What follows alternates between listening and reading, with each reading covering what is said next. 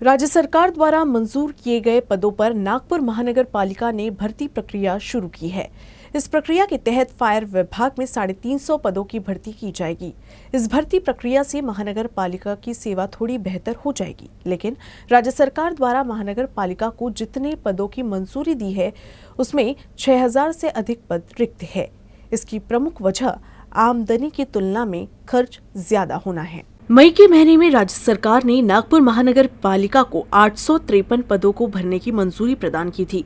इन पदों में से फायर विभाग के लिए 350 पदों की भर्तियों के लिए महानगर पालिका ने प्रक्रिया शुरू की है। आने वाले 2 से 3 दिनों में इसके लिए सामान्य प्रशासन विभाग द्वारा विज्ञापन जारी कर दिया जाएगा। इस भर्ती की जिम्मेदारी नागपुर महानगर पालिका ने TCS कंपनी को सौंपी है। शासनाने ॲक्च्युली 853 पद भरतीबद्दल मान्यता दिलेली आहे। मात्र त्याच्यातल्या आपण फर्स्ट स्टेजमध्ये फायर डिपार्टमेंटच्या 5 पदांकरिता भरतीची प्रक्रिया सुरू केलेली आहे। त्याच्यात साधारणतः आपण 350 पदं भरतीची प्रक्रिया सुरू केलेली आहे। याच्यात एकूण 5 संवर्ग आहेत। आपण ही पदभरती साधारणतः पुढच्या महिन्यात किंवा या मंथ एंडपर्यंत जाहिरात येईल अशा पद्धतीने एक तयारी करतो आहे। आणि ही प्रक्रिया शासनाने जे शासन निर्णय एक आहे त्याच्यात जे एजन्सीज आहेत त्याच्यातल्या TCSच्या थ्रू राबवणार आहोत आणि साधारणतः 1 आठवड्याच्या आत ती पदभरतीची प्रक्रिया आपण करणार। वर्ष 2017 में ही राज्य सरकार ने फायर विभाग के सेवा प्रवेश नियम को मान्यता प्रदान कर दी है, जिस वजह से इस विभाग को लेकर प्रक्रिया शुरू कर दी गई है। बचे पद अन्य विभाग के हैं, जिसकी नियमावली की मंजूरी की प्रतीक्षा है।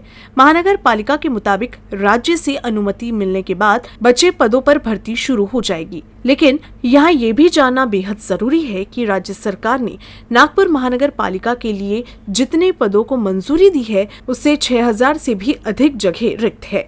नागपुर महानगर पालिका के कामकाज को लेकर अक्सर सवाल उठते रहते हैं, लेकिन जो कर्मचारी और अधिकारी मौजूदा समय में काम कर रहे हैं उन पर भारी दबाव है।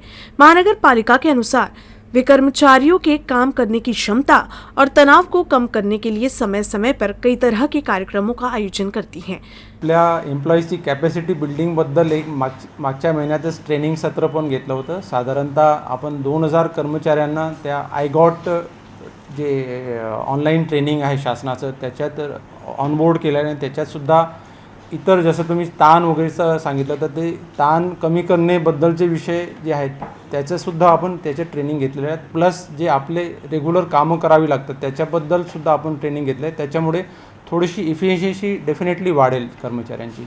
राज्य सरकार ने मई 2023 में नागपुर महानगर पालिका के लिए जो आकृति बंध तय किया है उसके अनुसार 17,109 पदों की मंजूरी प्रदान की गई है, लेकिन मौजूदा समय में 10,909 पदों पर ही नियुक्ति है। पद भर्ती नियम आस्थापना खर्च और रेवेन्यू इनकम के अनुपात में होता है। इस अनुपात की बेस लाइन 35% की है, यानी कमाई का 35% हिस्सा ही महानगर पालिका अपनी आस्थापना पर खर्च करती है, पर नागपुर महानगर पालिका में ये 48% है।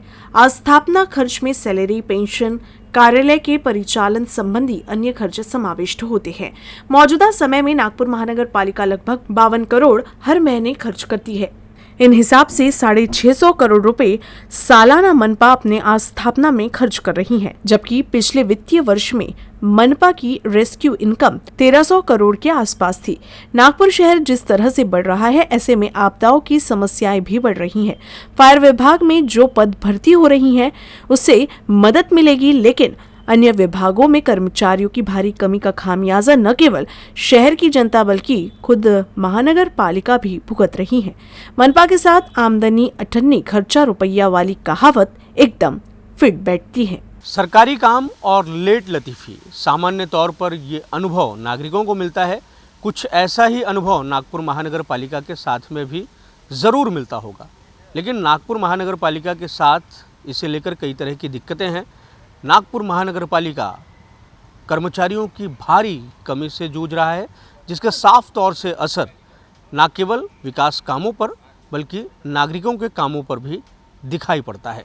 कैमरामैन जितेंद्र खापरे के साथ दिव्येश द्विवेदी, UCN न्यूज़, नागपुर।